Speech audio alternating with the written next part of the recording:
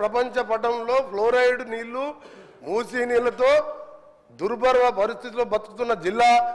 మీ ద్వారా వీళ్ళందరికీ రిక్వెస్ట్ చేస్తున్నా, మా మంత్రులందరూ కూడా సహకరించండి. 40 లక్షల మంది మా ప్రజల జీవితాలను కాపాడాలని పిల్లాయిపల్లి ధర్మారెడ్డితో పాటు గోదావరి నీళ్లు గంధమల్ల ప్రాజెక్టు పైన మల్లన్న సాగర్ నిండా కడుపు నిండా 50 టీఎంసీ నీళ్లు దాచిపెట్టుకున్న అధ్యక్ష.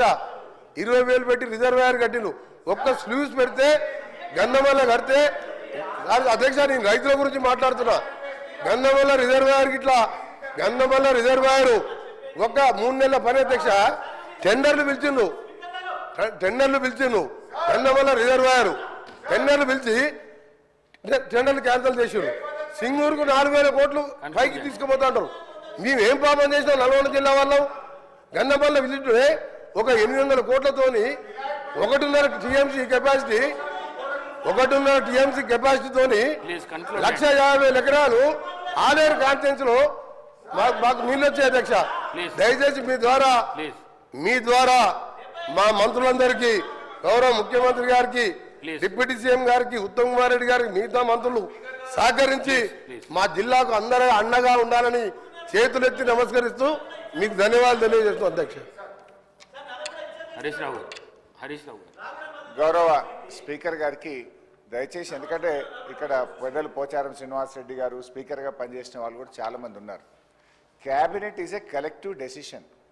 నేను చాలా సంవత్సరాల నుంచి సభలో ఉన్న తప్ప మంత్రి లేచి ఇంకొక మంత్రిని ప్రశ్నలు అడిగేటువంటి సంస్కృతి ఉండదు. బికాజ్ క్యాబినెట్ అనేది ఒక కలెక్టివ్ డెసిషన్. మంత్రి అనేది ఒక పోర్ట్ఫోలియో చూసినా అన్ని శాఖలకు సమానమైనటువంటి బాధ్యతను మంత్రి కలిగి ఉంటాడు. ఇవాళ మీరు కూడా దయచేసి నేను మీతో కోరేది ఏంటంటే, మీరు కూడా ఇట్లా ఒక మంత్రి లేచి ఇంకో మంత్రిని ప్రశ్నలు అడగడానికి అవకాశం ఇస్తే అసలు ప్రశ్నోత్తరాల సమయం యొక్క దాని మీనింగే మారిపోతుంది అధ్యక్ష. దయచేసి లేని సంస్కృతిని తీసుకురావద్దు. మంత్రి అనే వాళ్ళు క్యాబినెట్ లో మాట్లాడుకోవచ్చు. Government is a collective decision. ఇట్లా మినిస్టర్లు లేచి అడిగే సంస్కృతి ఉండదు. నంబర్ 1.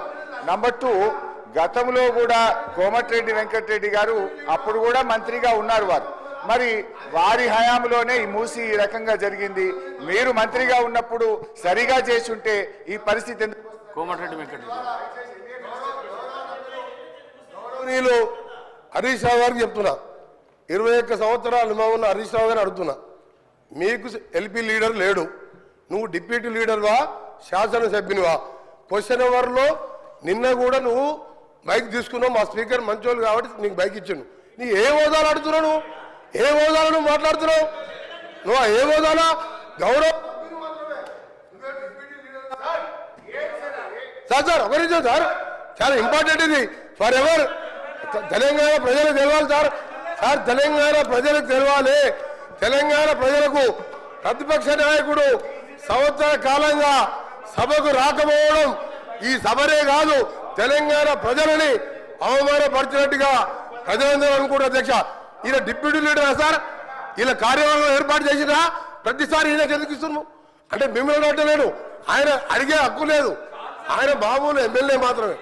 అందుకనే గౌరవ చెప్తున్నా, నా బాధతోని నల్గొండ ప్రజల కడుపులో ఆవేదన, ఫ్లోరైడ్ మూసీ నీళ్లు చచ్చిపోతున్నారు సార్. ప్రజలు పేదవాళ్ళు, డబ్బున్న వాళ్ళు హైదరాబాద్కి వచ్చిండు, డబ్బు లేని దళితులు, గిరిజనులు నల్గొండలు చచ్చిపోతున్నారు. అంత కనికరం లేదు సార్ వీళ్లకు. ఎస్ఎల్బిసి సొరంగం 70% పూర్తి చేశాం. ఇరిగేషన్ మినిస్టర్గా ఉండి ఒక్కసారి సొరంగం రాలే. ఆయన నల్గొండ గురించి కానీ నా గురించి మరి మాట్లాడే హక్కు లేదు అధ్యక్ష.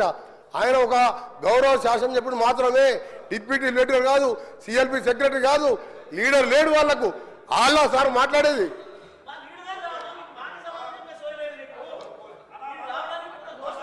సార్, ఇప్పుడు ఈ రాష్ట్రాన్ని అతి ఎక్కువ కాలం పాలించింది కాంగ్రెస్ పార్టీ. ఇవాళ మూసీలో ఇవాళ నల్గొండ జిల్లా ప్రజలు ఏదైనా బాధపడుతున్నారంటే దానికి ప్రథమ ముద్దాయి కాంగ్రెస్ పార్టీయే. ఎందుకంటే ఈ రాష్ట్రాన్ని ఎక్కువ రోజులు పాలించిందే కాంగ్రెస్ పార్టీ. మీరేం చేసిందని మమ్మల్ని మాట్లాడుతున్నారు. ఎస్ఆర్ఎస్పీ స్టేజ్ 2 పనులు పూర్తి చేసి కాళేశ్వరం జలాలను నల్లగొండ జిల్లా తుంగతుర్తి, సూర్యాపేట, కోదాడ ప్రజలకు అందించిన పార్టీ బీఆర్ఎస్ పార్టీ అధ్యక్ష. అనవసరంగా ఒకరోజు చర్చ పెడదామంటే పెట్టండి. కాంగ్రెస్ పాలన ఏం చేసిందో మేమేం చేసాము.